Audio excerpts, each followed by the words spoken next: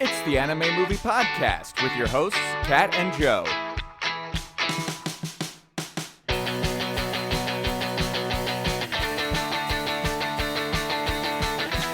Hello, everybody. Welcome to another episode of the Anime Movie Podcast. We are your hosts. I am Joe Welke. I'm Kat Hamilton. And today we're throwing it back to a classic Studio Ghibli film.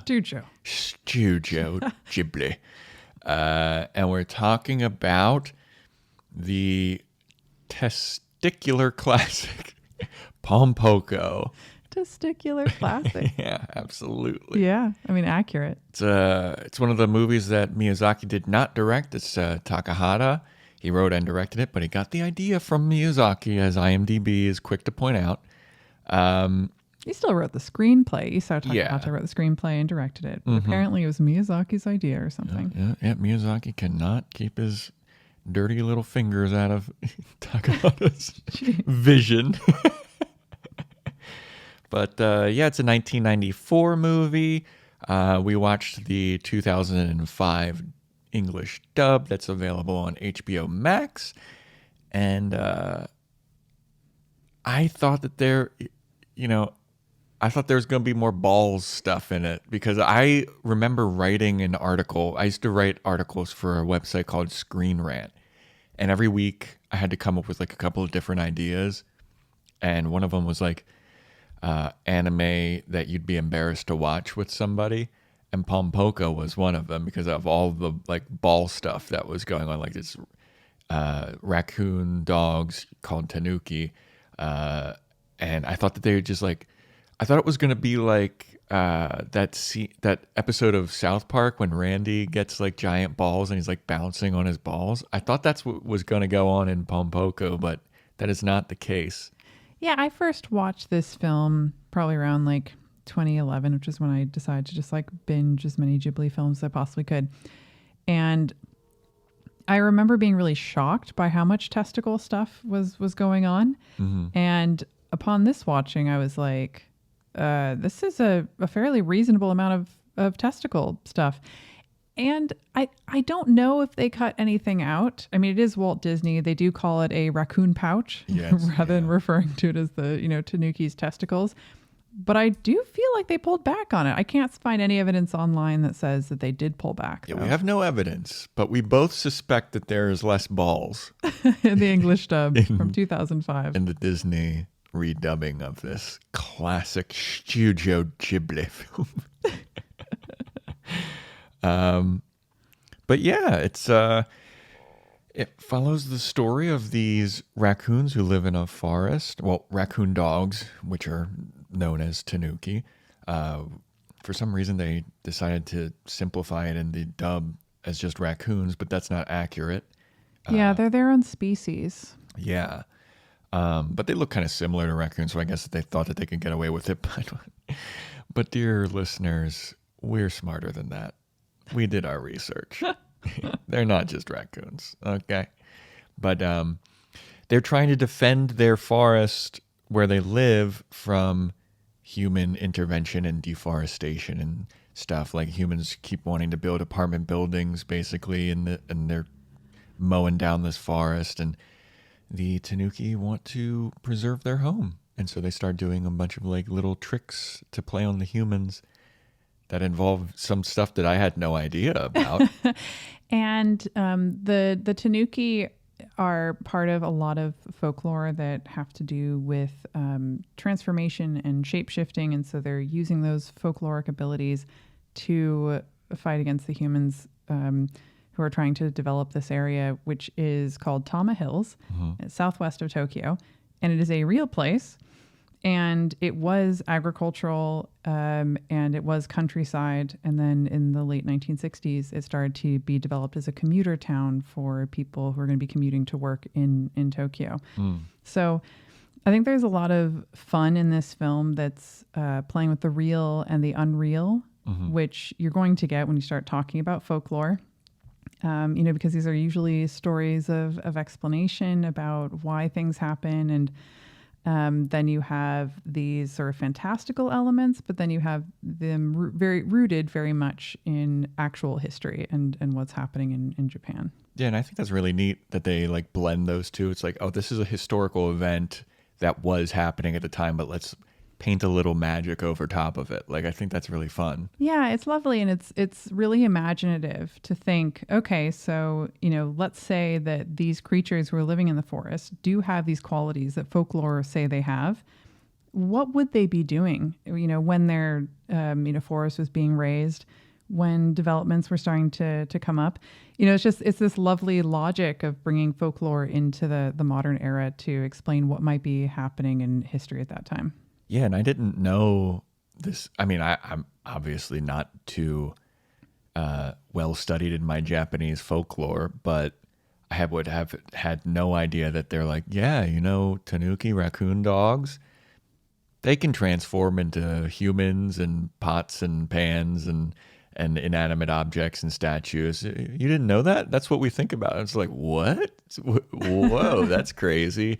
And it's not just the tanuki that can do it. Any like foxes, they are said to be able to shapeshift and stuff like that, which I thought was like, huh.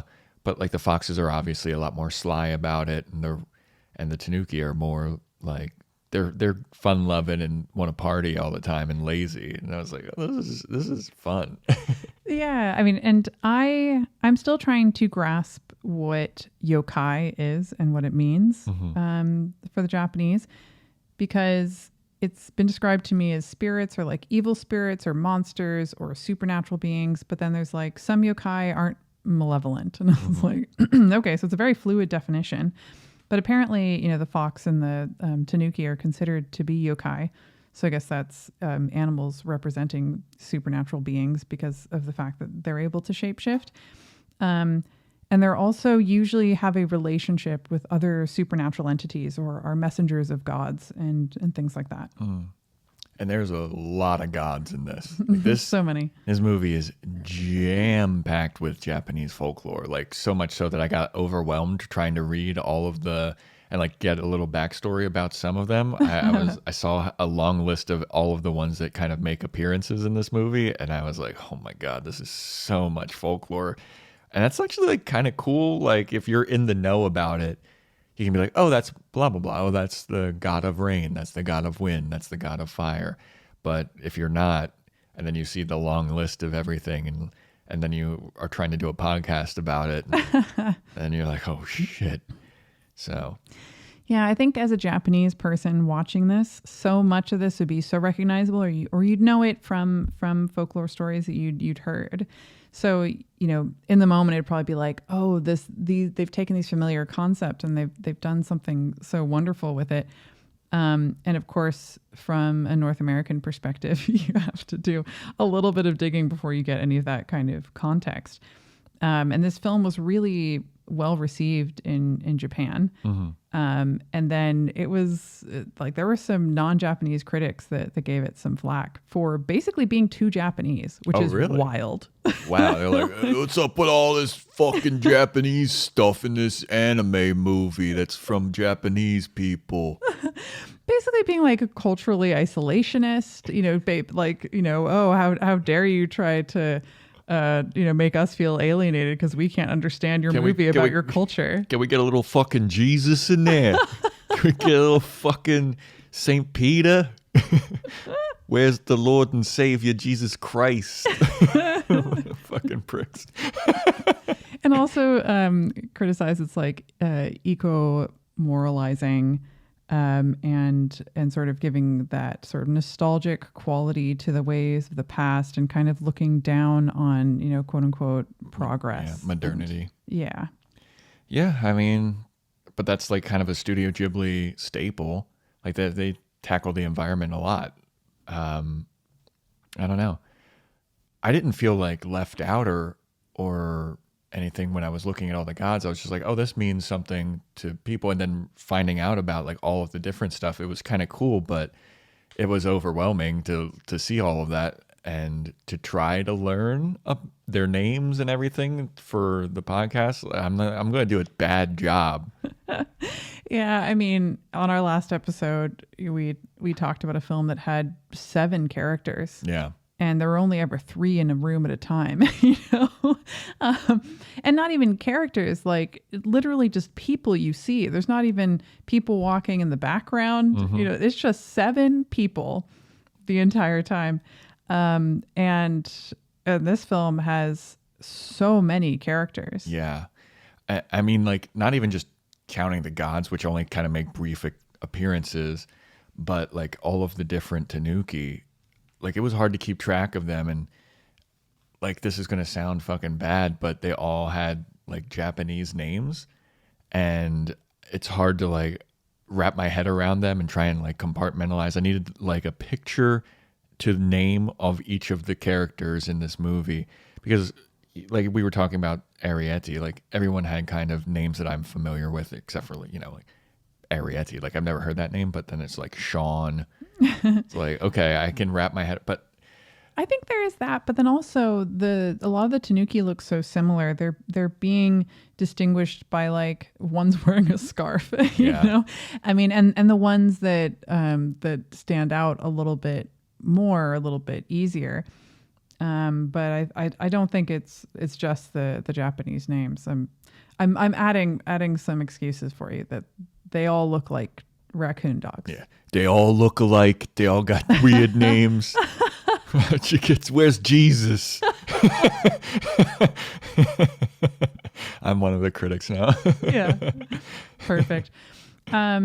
There are some theories about this film that there's this concept called speciesism, and I'm afraid I don't remember the person's name. I'd have to look into my notes. I can dig into it later.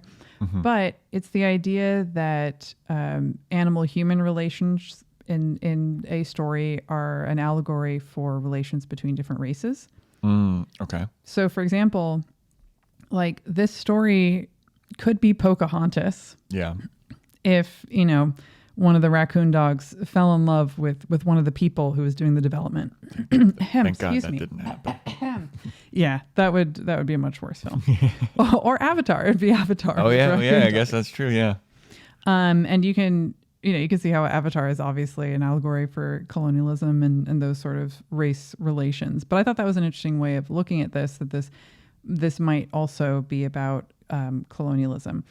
But I think that more on the nose is that this is about retaining cultural identity in the face of modernism. And we can go more into that in the spoiler section, but I think that comes up a lot. Yeah, one thing that I was going to say, because when we were talking about all of the gods that appear in this, and you brought up like, I feel like for a Japanese person that sees this, it's like chock filled with, things that they would recognize. I was going to ask, do you think that people that are like modern Japanese people right now would recognize all of the gods that are in this movie, or have we moved past that? Like, because I was trying to think, like, I grew up Catholic, I went to Catholic school.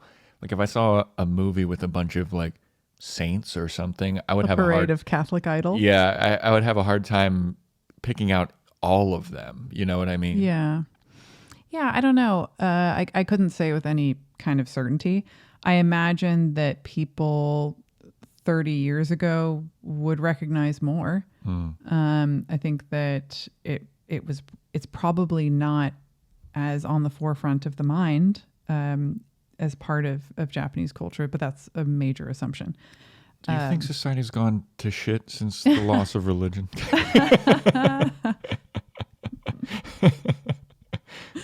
Do you think that we're lost in a godless wasteland? Absolutely we are. And another, point about the sort of real versus unreal, which I think is a big theme here as well, is that when we start out, we're seeing the tanuki, and they look very realistic. In a lot of Ghibli, the backgrounds are so beautifully painted, and sometimes it looks really realistic. And then, the sort of cells on top of it have that anime style and are much more cartoonish. But in the beginning, we see the tanuki running around in a very similar style to the environment, to the background.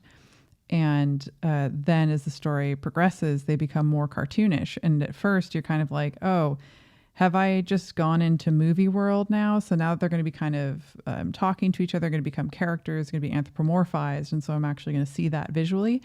And then you kind of find out like, oh no, they're literally transforming in the film. And I thought that was such a lovely, I don't know, I just liked thinking about it. Yeah, when you see like kind of the like more realistic looking tanuki out in the world, I was thinking that it was like that's how we see them. But then when they get back to their camp and they're just like hanging out and being bros and partying and everything, like that's how they see themselves. But then also they transform like when they're happy and they take a different form when they're having a good time. And so I was like, I don't know, like there's so many different transformations going on. And not even to mention like the big transformation where they're shapeshifting into like humans and idols and inanimate objects.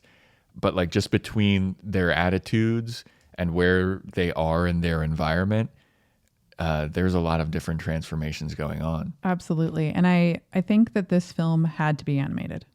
Absolutely. It has to be. And animation goes hand in hand with this sort of transformation that's going on.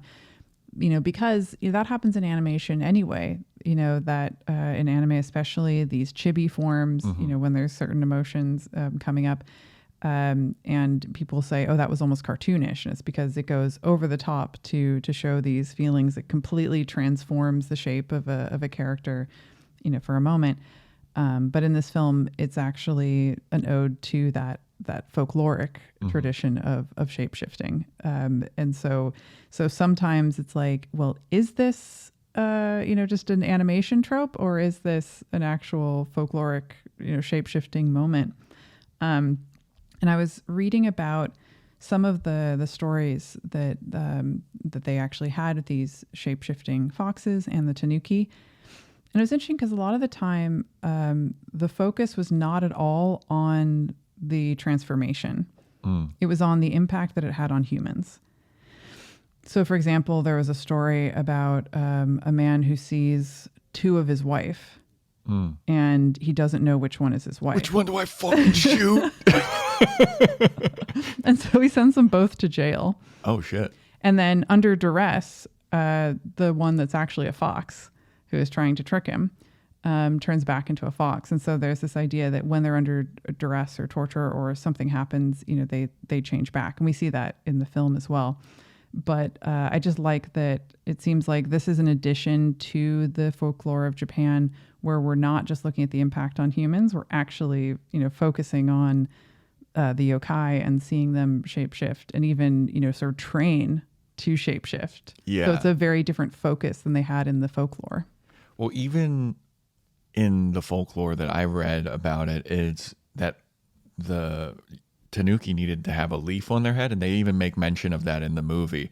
But then the elder Oroku, somebody brings up to her like, "Don't you need a leaf on your head?" And she's like, "That's for beginners and newbies. Like I'm a master at doing this." Yeah. And she's like, so it's incorporating a lot of that history and a lot of the stuff that is traditional folklore, and it's very fun to see it. It's like a modern folklore tale. Yeah. It's very fun. I think that's right. Yeah. I mean, the voice acting, there's a lot of like heavy hitter voice acting superstars in this movie. Like the guy that voices Mr. And this is what I like. I like it when there are voice actors doing voice acting roles. Like now with a lot of animated movies, they'll just get an actor like, hey, Chris Pratt, you want to be Mario? Hey. Yeah, it's like because they have the money for it and they want the star power. They just get people who are kind of shitty at voice acting. Yeah, and it's like it kind of takes me out of it because I'm like, oh, that's The Rock in Moana. Like that's Chris Pratt. That's blah blah blah. That's some celebrity that I know. But I feel like voice acting is just such a different skill, and there are masters at it, and a lot of those masters are in this. Like the guy who voices Mr. Krabs from SpongeBob SquarePants, he's in it, and he's like a voice acting legend. the woman who voices Oroku, Tress McNeil, she's voice acted. Like if you look up her name on Google, there's a picture of her with all of the characters that she's voice acted.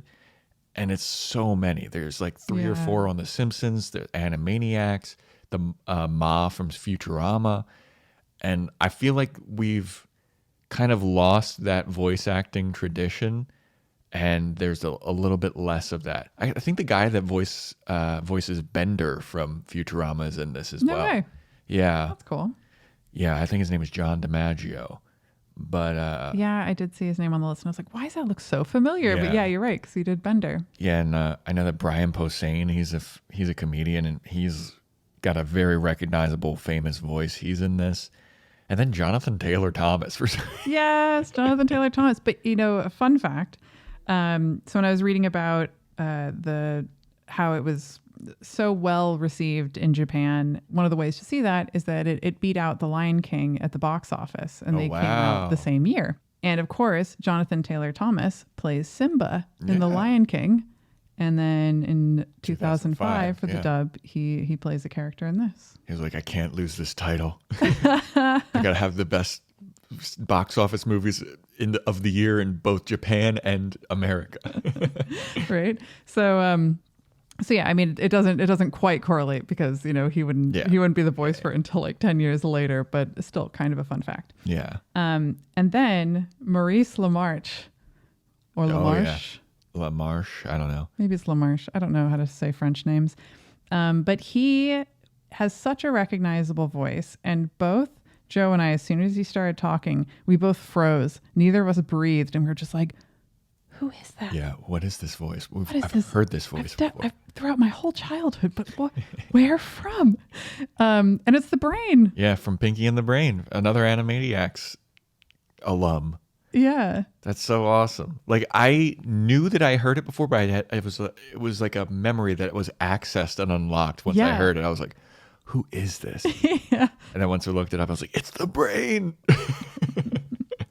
Now, I don't think this film would have been possible without a narrator. Yeah, the narrator plays a really big role in really this big movie. role. Like huge. It's a lot of times a narrator will open the movie, interject in the middle maybe a little bit, and then close it out. But the narrator is throughout this movie. And to me, it made me feel like it felt like it was several stories within one movie, because it felt like he would open one story, talk through the middle, and then end that part of the story, and then open another part, talk in the middle, finish that part out. It felt like there was like 5 or 6 stories within this one movie. Yeah, I could see that. Yeah, it's funny because there's moments where it'll go off and you'll be seeing this story building, and then you're like, they can't expand on this much. Otherwise, like, how are we going to get back to the original story? And it always comes back. Mm-hmm. There's a part of me that feels like the concept for this movie sounds like a short film. Mm-hmm. And they managed to make it a 2 hour long film. and I was thinking about, how you would sit down and go about like, all right, how are we going to expand it to be a 2 hour film? And they kind of end up having to do a little bit of an ensemble cast, which lends itself to the many, many characters. We're going to have a hard time keeping straight. I'm sure we're not even going to talk about some of the characters' stories. Absolutely. We just can't. But it keeps it pretty varied, I think, by dipping in and out of these little stories and adding these new elements. So, I don't think the film drags. Yeah, I didn't think it, like, I was worried because it was 2 hours, and I was like, oh man, how could this movie be this long? Yeah. But I think the way that it's broken up is done really well. Like, I never felt it dragged either. But it did feel like a bunch of different stories within one movie that concerned all of the same characters, though. Yeah, I mean, and the development initially is happening in the late 1960s when they kind of identify the problem. But the film seems to go over many years. Mm-hmm. And I don't know how many years. because I was looking at they talk about like this is the year 31 of the Pom Poko reign, and then by the end of it, it's like the year 34 of the Pom Poko reign. Yeah, and I was a little bit confused because the full Japanese title, let me flip my notebook dramatically, was, I think it's Heisei Tanuki Gassen Pom Poko, which is Tanuki Battle of the Heisei era. And the Heisei era is 1989 to 2019. So I'm a little bit confused about the timing. Yeah, I don't know. I mean, I guess it could be the start of the Heisei era.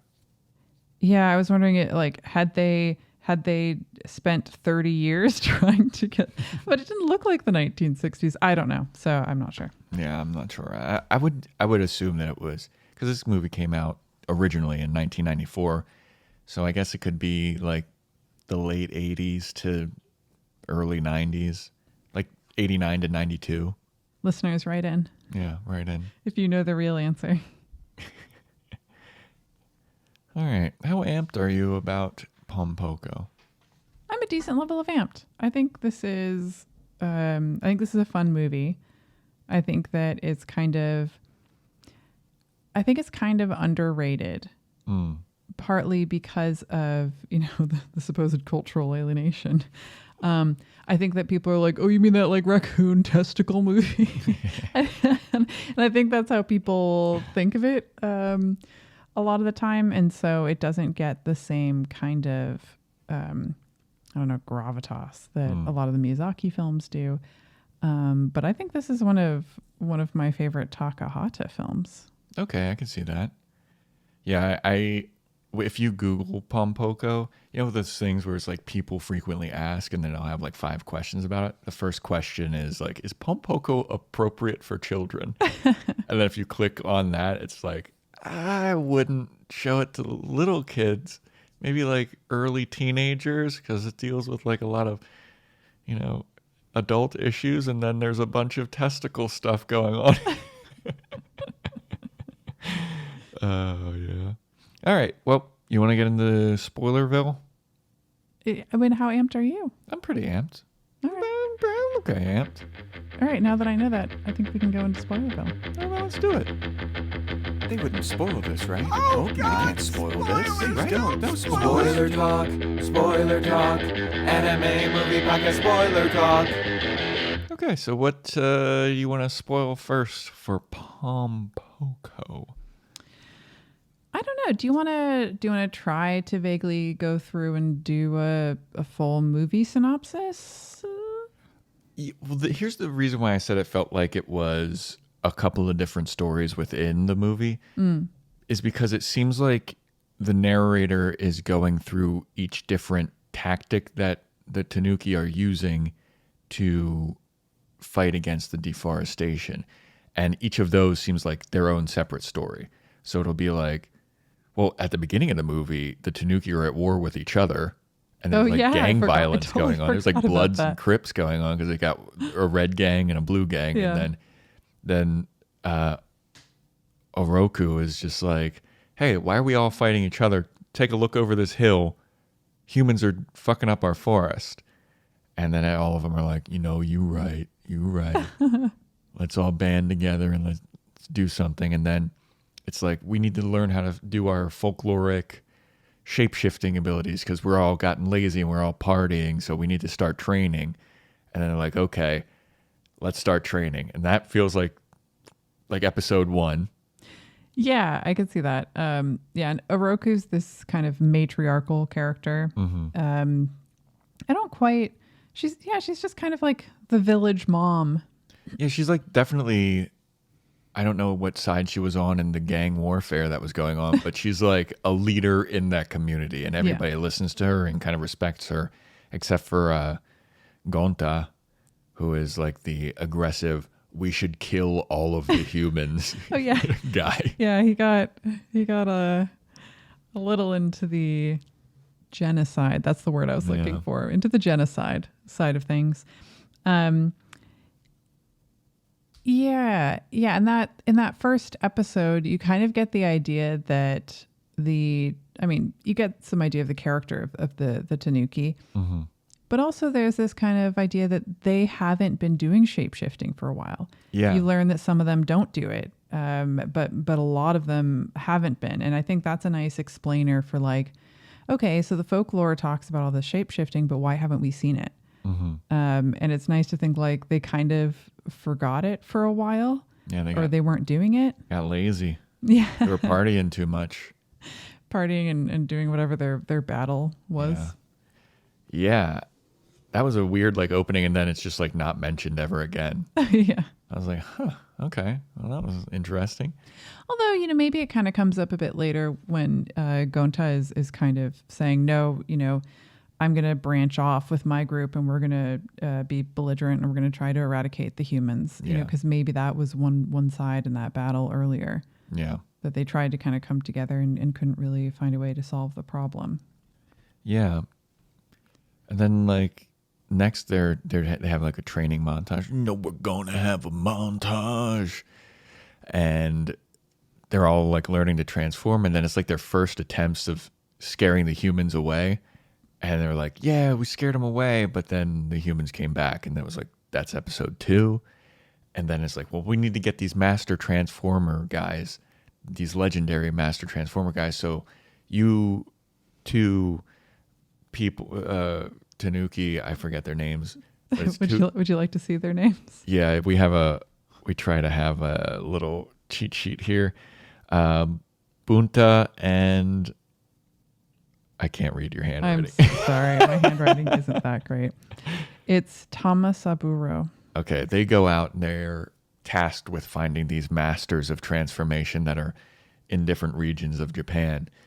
And then they're like, all right, we're going to go do that. And everybody else is still going to like train, or there's like a part where they're disheartened because the humans keep building. And so that felt like episode 3. And then they eventually find the masters of transformation and they come back and they are teaching up all of the Tanuki, like how to really be good at this stuff. And that felt like another episode. And then the 5th episode is like they're all out illusion assault on humanity, which was absolutely bonkers. And we'll definitely talk about it later. And then like that felt like an episode of like, yeah, this is going to be our big success. And then the fallout was another episode of like, oh, some theme park took credit for it and all of their efforts were wasted. And then a fox tries to get them to just like blend in with society as humans. And I don't know, there was just like so many different stories. And with the narrator, it felt like he was opening and closing all of these different episodes. I guess, it's acts. Yeah, but usually there's 3 acts. There's 7 acts in this movie. Yeah, I would say that's about true. That there's 7 acts. After they try to blend in with society, and all of their Operation Spectre kind of fails, and the theme park people take credit for it. A bunch of them are very disheartened. One guy leads a suicide cult mission, and a bunch of people just die. Or Tanuki just go off and they're like, well, we'd rather just fucking die. And then the rest of them are still kind of holding out hope and they want to try and get their, forest back again. And then they have this one last ditch effort of, we're going to do this ultimate one more Operation Spectre Part 2. And then they show humans what the land used to be.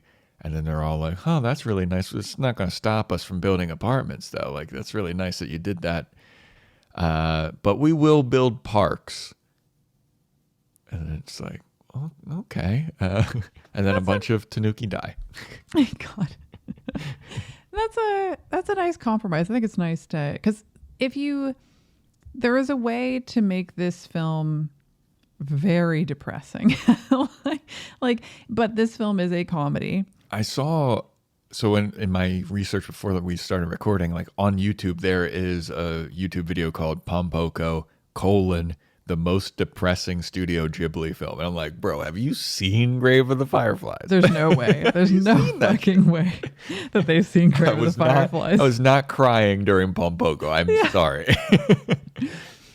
But they have this idea that they're going to, transform the land back to the way it looked before. And there's this nice reaction of people being like, you know what, we need green spaces. We can't, this can't just all be developed. We need, sanctuaries for animals and things like that. So there's a nice little compromise in the end.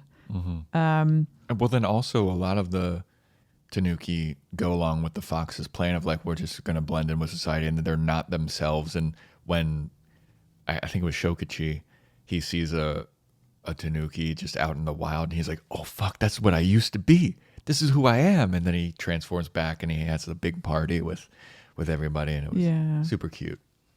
But like, I don't know, it is kind of a depressing movie. It is a little depressing. Especially for the tanuki. But motherfuckers gotta have places to live. What do I say? Sorry. So if we rewind, back to the first time they're scaring some of these people who are developing the land, and there's some casualties. They kill a couple people. Yeah, Ganta definitely kills. Like they mentioned, it killed 3 people. Yeah. And, one of the methods was stretching out the testicles to be a fake road or fake bridge, and then to remove the testicles from underneath the truck as it was going over it, which is a dirty trick that no one would expect. Absolutely. But I wonder, in a lot of the... I honestly forgot about that part. Really? I forgot about that. They killed 3 people at the beginning of the movie. And Ganta gets reprimanded a little bit, but then they have a moment of silence for they're like, hey, that wasn't cool. We should, say a prayer for those people. And then as soon as they start to say the prayer, everybody starts cackling, laughing, fuck those people. They deserve it. It's like, damn. Yeah, it was a little dark. Yeah. But, they seem to scare some people, and some people think that there's something supernatural going on. But as the film goes on, you kind of see that, that modernism and anti-spiritualism is starting to take over and win out, because there's so many more people who don't believe in it, who are willing to still work for the money, versus the number of people who are scared and don't want to deal with the supernatural or believe that, there are yokai, etc. And, that goes on throughout the film. This sort of loss of this Japanese cultural identity and spiritualism in face of this, development of the country as a whole. Which is absolutely insane, because the people that are working on the construction sites are seeing with their eyes insane shit going on. And they're like, well, that was crazy. I guess I got to come back to work the next day. And then they'll see something insane the next day. And it's like, how many days in a row do you need to see something before you're like, this is haunted? I'm good on this. I can pick up another construction job somewhere else in the city. Or maybe I'll start delivering pizzas or something like. Yeah, even if you don't believe in ghosts or, whatever spiritual entities or supernatural beings, if weird shit's happening a lot in a place, you don't want to be there anymore. Yeah, and dangerous stuff. Yeah, really dangerous. 3 people died on the construction site, and even the news was like, this is a little weird, because they have a news report after that those accidents happen, quote unquote accidents. And they're like, it's all on this construction site. They all happened at the same time, but in separate places. This is a little fishy. Something's going on at this construction site. And I love how they have a little TV in the sort of Tanuki main building, whatever. Frat house. Their frat house, yeah. And they're always monitoring the public's reaction to what they've done based on these news reports. And it's kind of nice that the news report for that one, is actually some people believe it might be the work of yokai or the supernatural. However, basically it's been decided that it's due to the heavy rainfall and that there were, freak landslides and things like that. And, it got me thinking about the way modern people explain things to themselves to make anything make sense, because we do not like when things don't make sense. Most of us.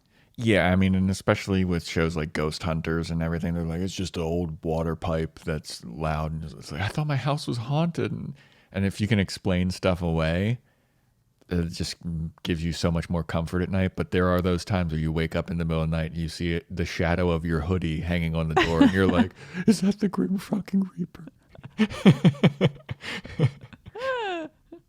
You can't take those moments away. Those are like uniquely human experiences that everyone has. And Yeah, it's yeah, so, for sure.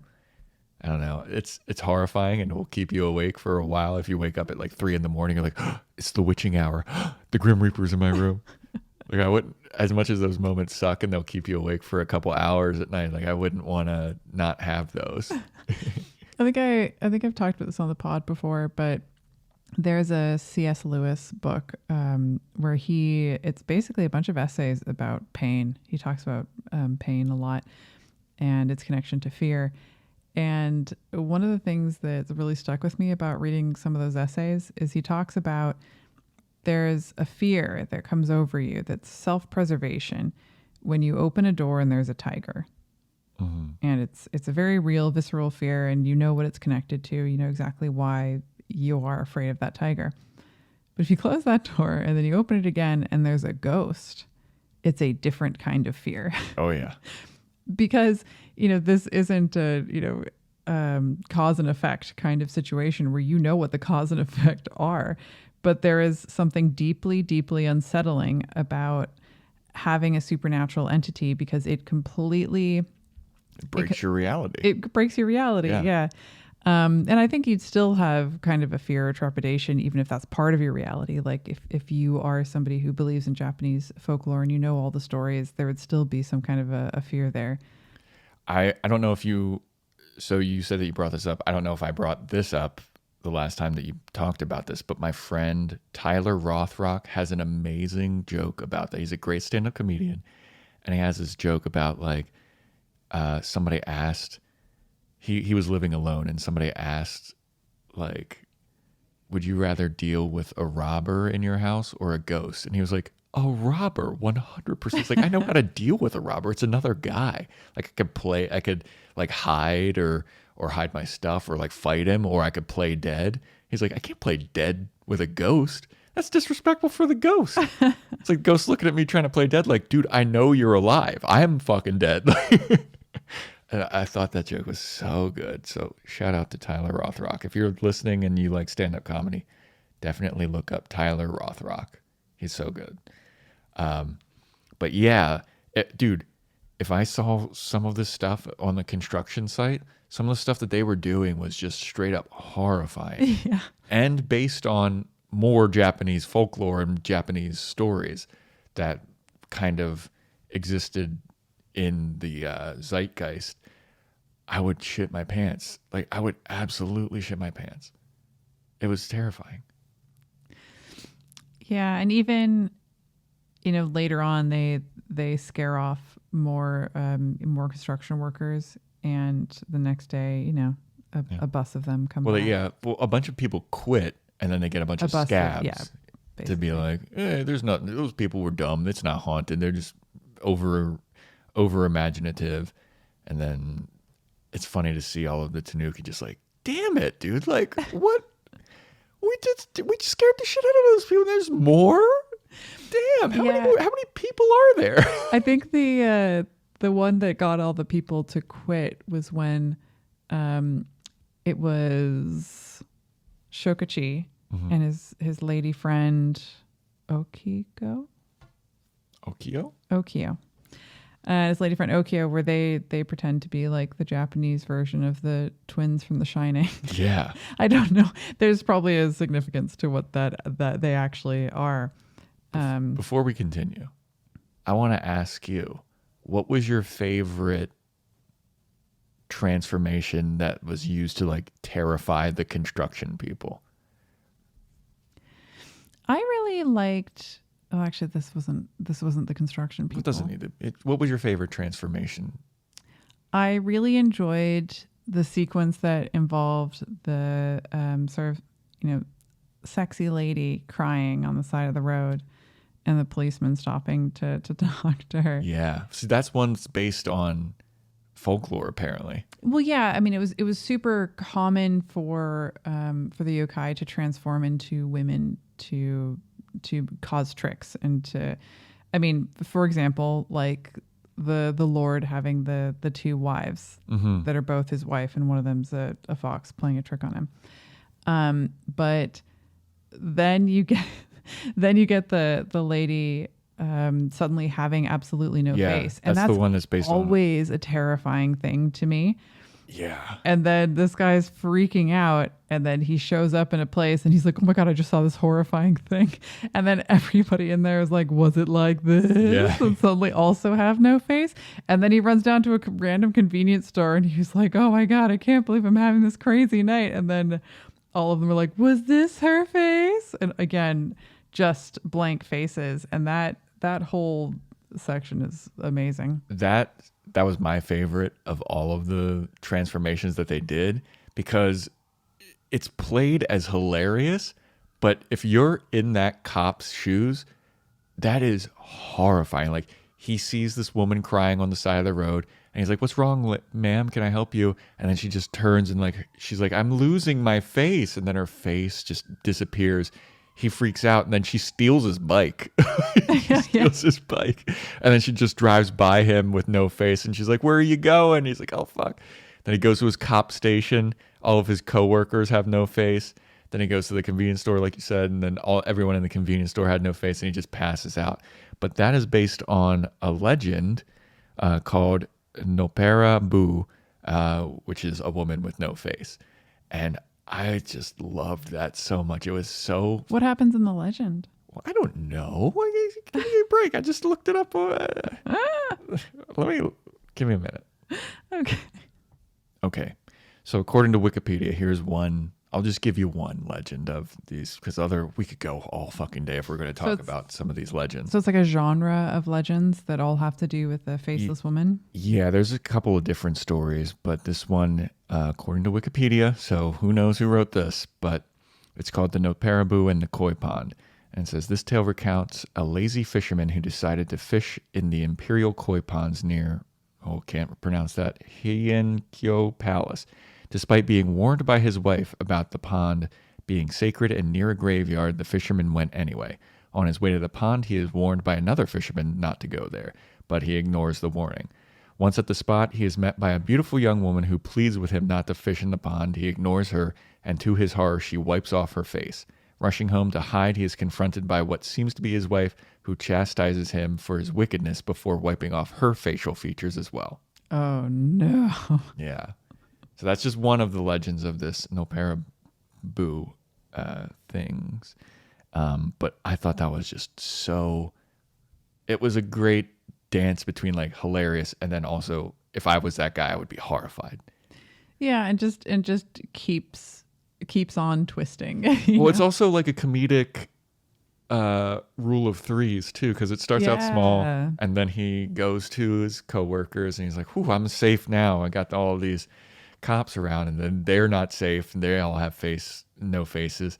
And then he goes like, "Oh man, I gotta get more into town where there's more people." And then there's like 7 to 10 people in this convenience store, and they're all like, "What is this? What it looked like?" And he's just like, "Oh god," he just passes out. Yeah, I mean, so that man probably wouldn't do any more development if he was involved in that at all. That's true. They've kind of overkilled on one guy. I mean, that guy's going to a psych ward. Like that. If they could spread that out a little bit, you know. That guy's in a straitjacket. Like, believe me. So then we have this section where we send off the two sort of best transformational tanuki that are discovered through these trials and tribulations and montages of learning to transform very well. And that is Tamasaburo and Bunta. And Bunta goes off and he eventually comes back, and it's like 2 years later. He eventually comes back, and the master that he was supposed to be looking for has been hunted. We have a little scene where he's like, "Have you seen the master?" to different tanuki that he comes across, but to no avail. And then we have Tomasaburo, who goes off and like marries one of the master's daughters and has kids and like he's got a whole family. His whole family. And then there's this like mini drama about how she's like, do you really have to go back to the battle to fight the developers? Like, what about your children here? And what about your wife? You should stay with me. And then you can, become the successor to my father, the great master. Like, and I was like, this is so unnecessary, but like wonderful level of detail for like a micro story that's going on there. Well, then there's also like their mating season that the first time it comes around, they're all like, no, we shouldn't do this. We need to train and become masters and fight the humans. Focus on the battle, yeah. And then it's like, oh, this is hard, but this is worth it. And then they get around to a second mating season. They're like, fuck it, we gotta bang, dude. Like, I can't hold this nut in anymore. Jesus. And then Shokichi starts a family too. Yeah. It's like, this does take place over several years, but it goes super fast.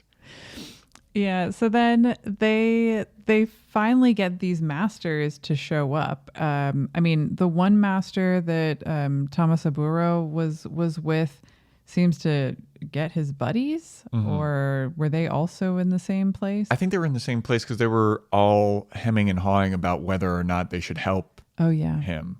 Because we have a scene where, right before his wife is pleading with him not to go, it's all of the transformation masters kind of like, should we even really do this? What are the pros and cons of this? And they were never really getting to a decision until eventually they do.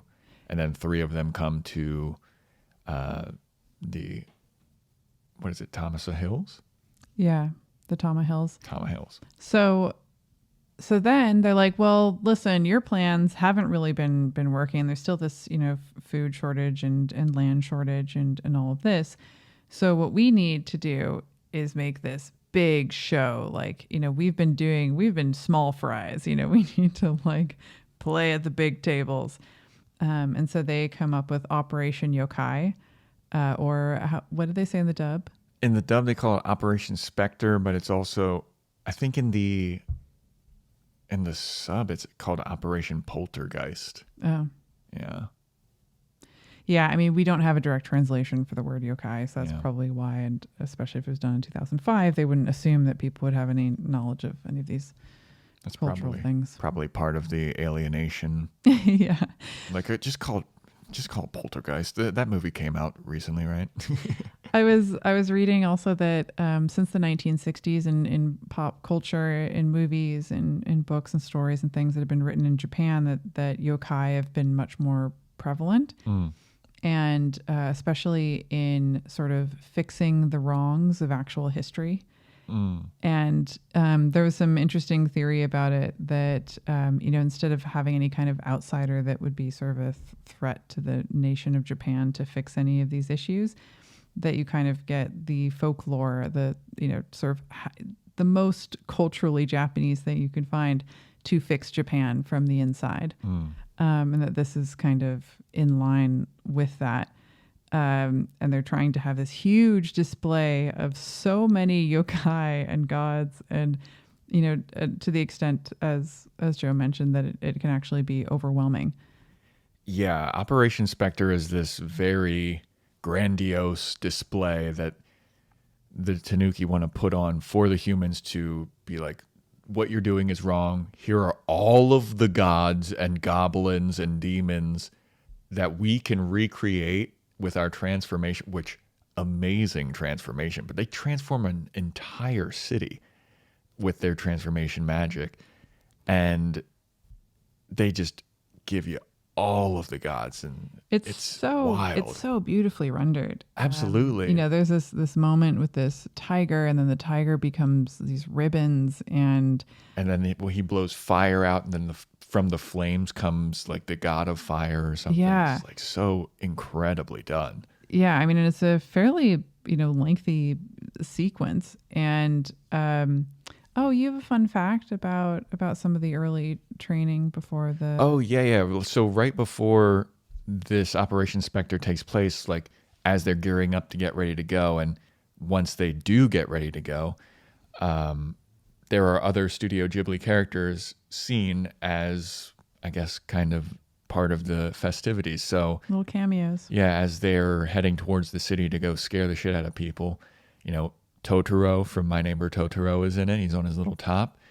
Kiki from Kiki's Delivery Service is in it. She's flying on her broom, and Porco also, he flies by in his little plane. So In it's his like, plane. And when Joe said this, I was like, no, there's no way I would have noticed, but they're so small. Yeah, it's and it very goes by quick. very quickly.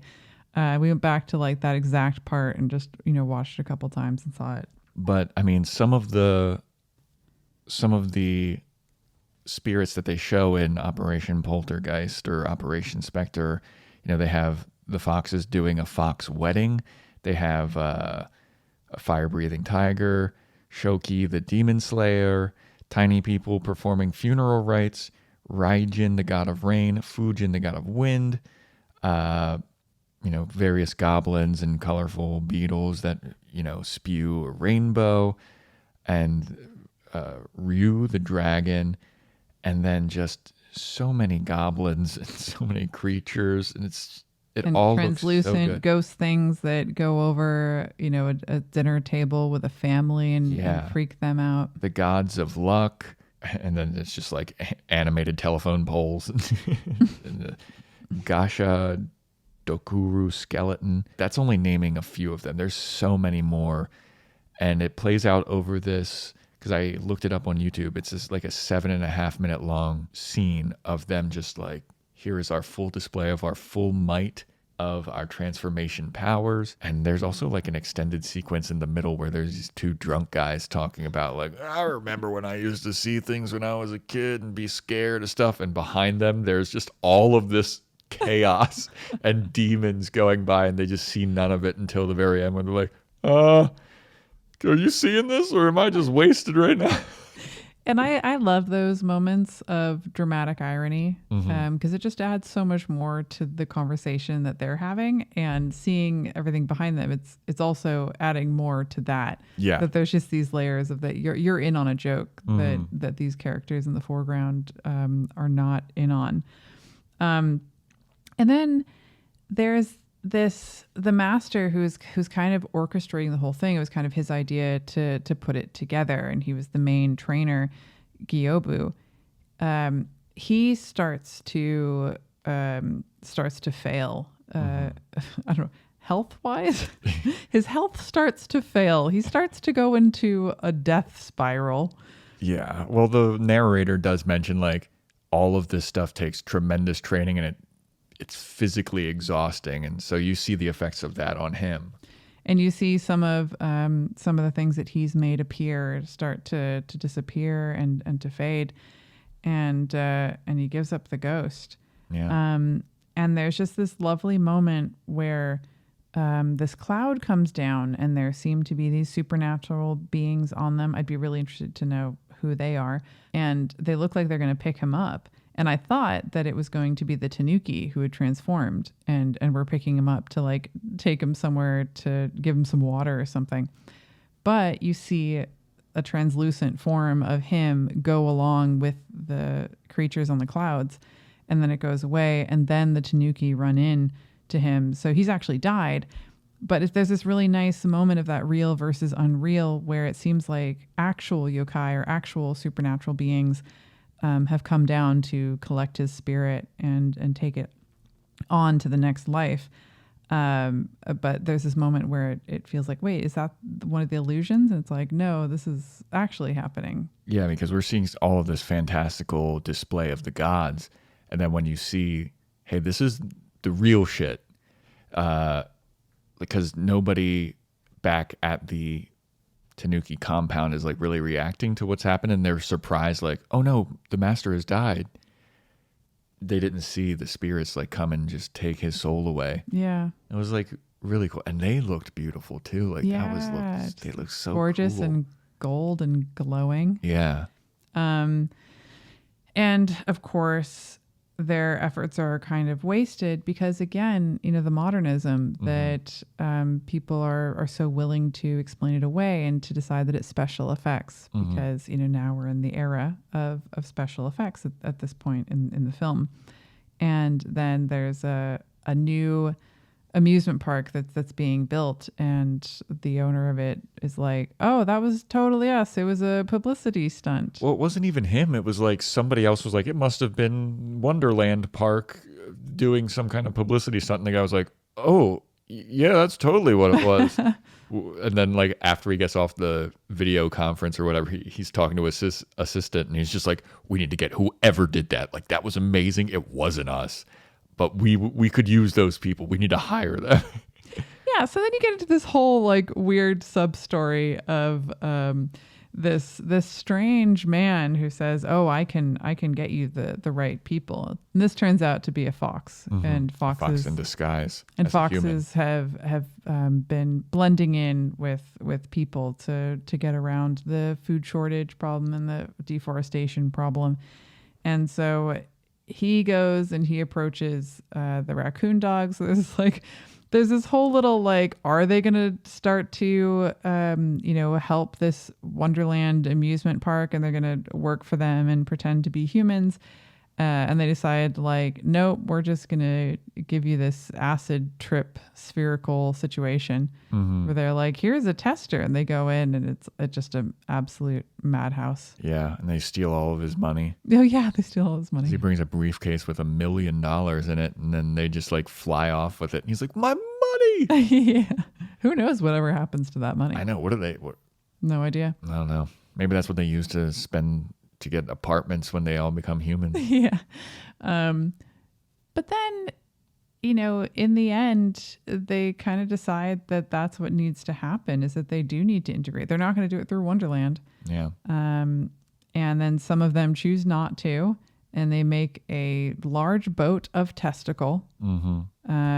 And yeah, they sacrifice themselves. They kind of say in the film like, oh, we're going to a better place, but they are, maybe their spiritual body is going to a better place, but they are basically, committing suicide. Yeah, and that was like a really weird moment for me where I was just like, this is... Because after the kind of failure of Operation Spectre and that guy from Wonderland theme park taking all the credit for what the tanuki did, some of the tanuki just kind of give up and go mad. And one of them, so there's 3 masters of transformation. One of them just kind of goes off and he's like, I'm creating a dance cult. Oh yeah. And then a bunch of people just join his dance cult. And then those people are kind of ultimately the ones that go off onto this like Viking funeral with him, where he's like, let's just go die. And I was like, damn, dude, that's pretty brutal. Like, it's shocking how many tanuki die in this. And then it's shown that, they get run over by cars, or Ganta gets into a fight with the cops. Yeah. There's a footnote in this article that I read earlier today called Reanimating Folklore by Melik Ortavasi. And she says, the film makes the metaphor of the departure more explicit than in the older tale. The tanuki who leave on the boat are actually dead, having purposefully sacrificed themselves to the cause. It is really only their spiritual selves who are departing for a better place. So I guess this whole testicle boat thing is in an old tale, that is part of a story, but that the film makes it way more explicit that they are going to their death. See, so back to one of the critiques of it about it being alienating is I didn't find that alienating, and the fact that it's about an old tale, I want to know more about that old tale, and I really enjoyed looking up the legends of the no face lady. I sounded annoyed, and I was like, you're only getting one, but there's 2 or 3 more, and I kind of want to read them after we're done. It just makes me curious about all of that kind of stuff. It's one of those things where I feel like I could Wikipedia and just go down a rabbit hole, and then 4 hours later come out and be like, I've researched all of this, and there's so many layers and so much to talk about, and so much that's worth talking about, and I think that makes for a much more interesting movie. Yeah, who doesn't love Easter eggs? That's part of what a lot of YouTube channels are about. Hey, here's all the Easter eggs in the Marvel movies or whatever. Oh, this is from this comic, and that's that guy, and that's who he's going to be playing. This is that, but with gods and folklore. Like, I mean, it's so fun. You'd think that there must be some Easter egg, Japanese cultural folklore videos on YouTube about this film. But like, in order to cover all of it, Yeah, it's going to be a long... really long I think that there is a YouTube YouTube video about that, like all the Easter eggs and cameos and Oh, good appearances. And I do believe it is like at least 15 minutes long. Lord. More power to you, dude. Like, I love the research that you did. I didn't look at your video, but I'm sure it's top-notch stuff. And Gonta takes his people, his tanuki, and they decide to fight the humans head on, and it doesn't go well. And it's interesting because there's this really like upsetting part where there's just this pile of tanuki, and they're in their realistic form. Yeah. And they all appear to be dead, and they and beaten, and the narrator basically says they all died. Yeah. But then a moment later, that whole pile of tanuki transforms into the more cartoonish ones. Mm-hmm. And then they have like cute little Band-Aids instead of like actually being beaten. And then they go off and they make another attempt to try to thwart human intervention. Yeah. And then they get beaten down again. So I wasn't sure if they'd already died.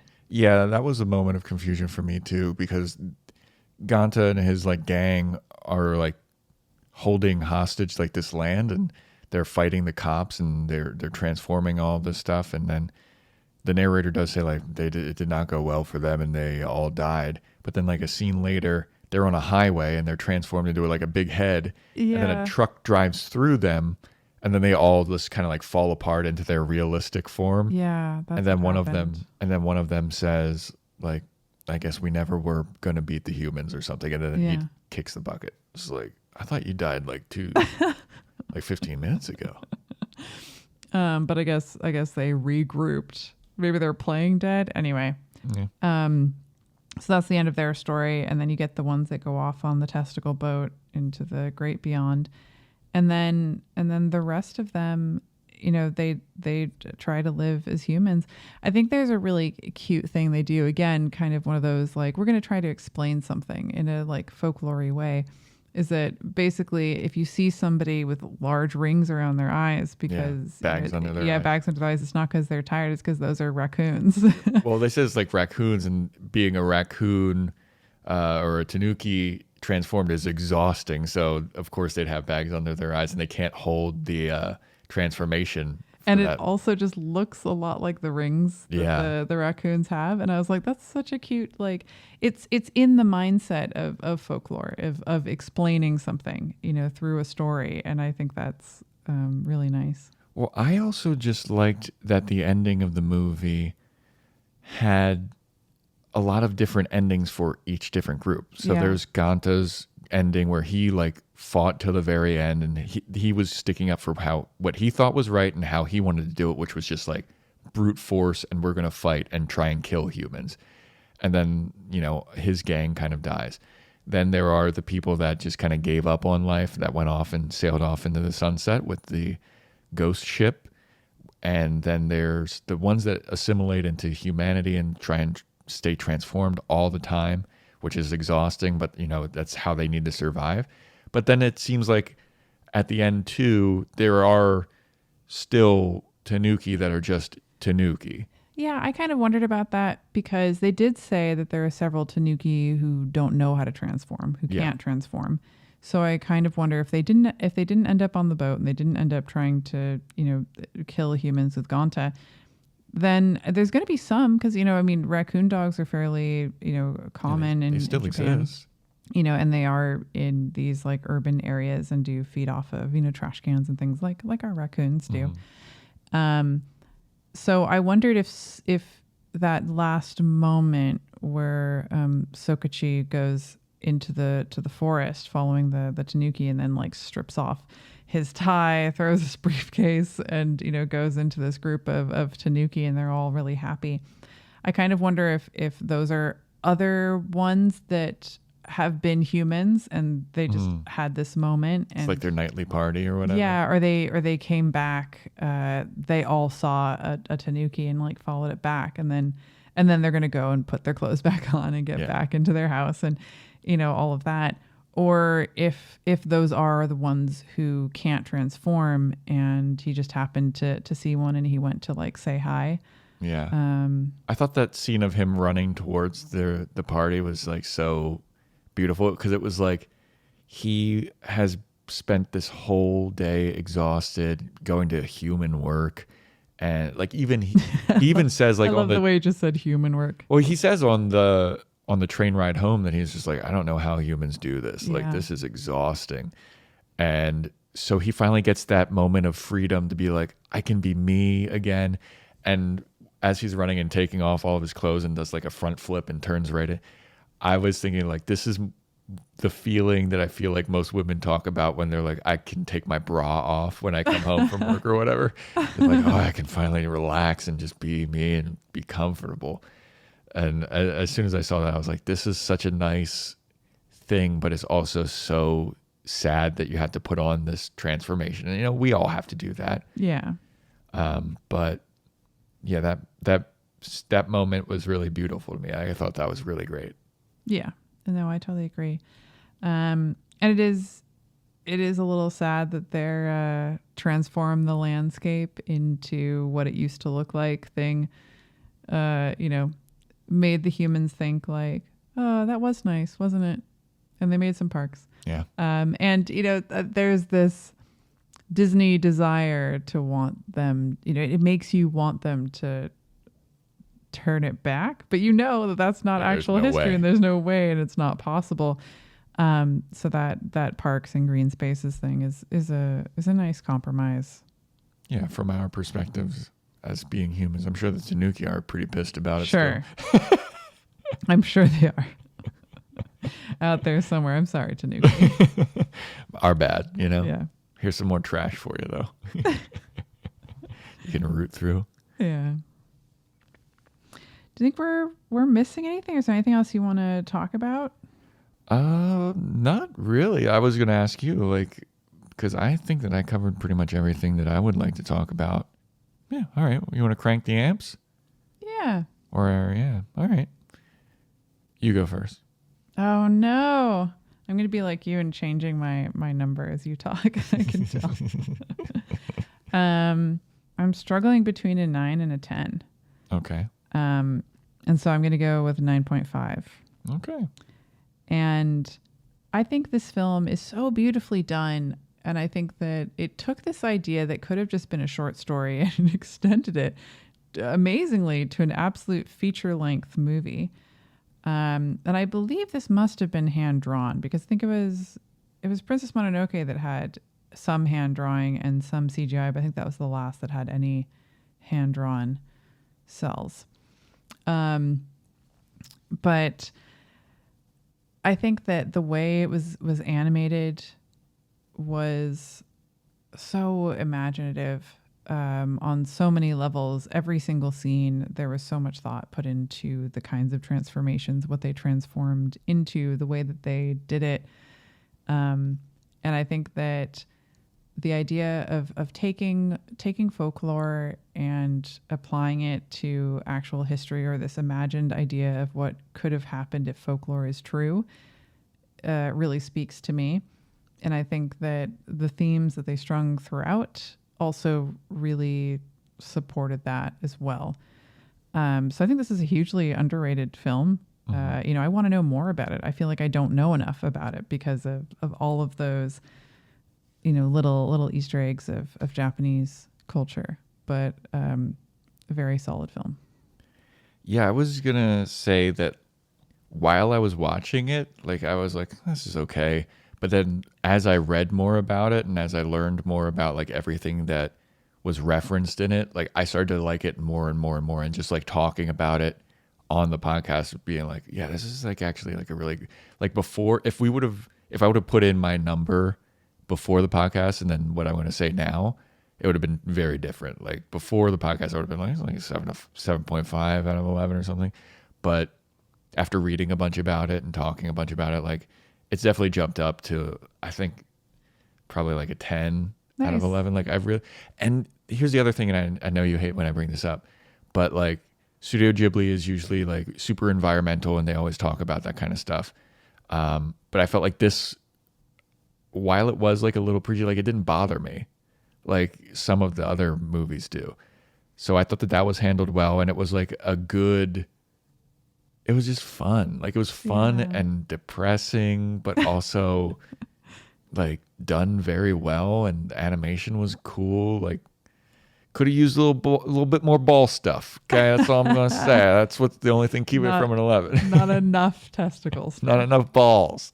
No, but yeah, and like all of the stories behind it were super cool, and yeah, it was paced pretty well. Like for being 2.5, for being for being 2 hours, it never felt like it dragged.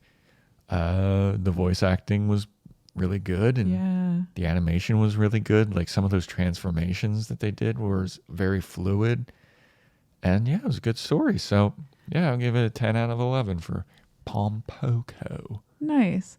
I wonder if it bothered you less because it's kind of on this practical level, like unavoidable. Like these creatures are losing their home and aren't able to get as much food. Like it just makes sense that they would try and fight against the development.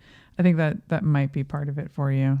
Yeah, I mean, I guess maybe it is because it's from the perspective of the Tanuki of like, hey, dude, you're fucking up our stuff, and like we're gonna fight, and it's just like they're more affable and more charming than like another person, like in Princess Mononoke, which I loved, but like coming from another person to being like you're fucking everything up is like, dude, go fuck yourself. You're another person. It's kind of like when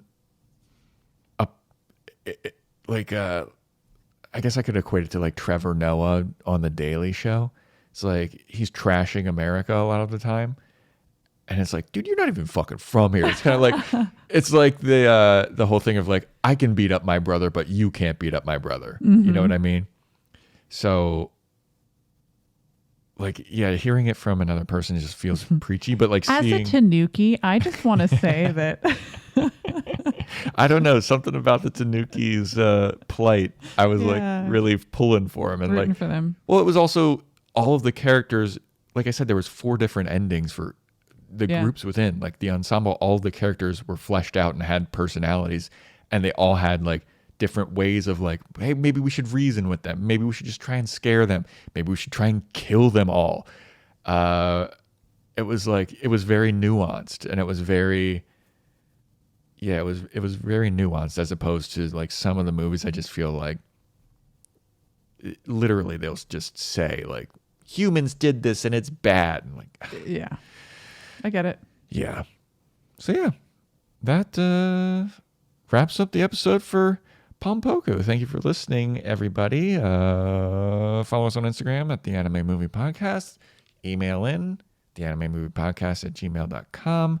Follow and subscribe to our YouTube channel. Just search the Anime Movie Podcast. We post clips and full episodes of the podcast on there. And am I forgetting anything? I don't think so. I don't think so. Rate and review. Boom. Subscribe on Spotify too. There you go. All right. Thanks, everybody. See ya. Bye.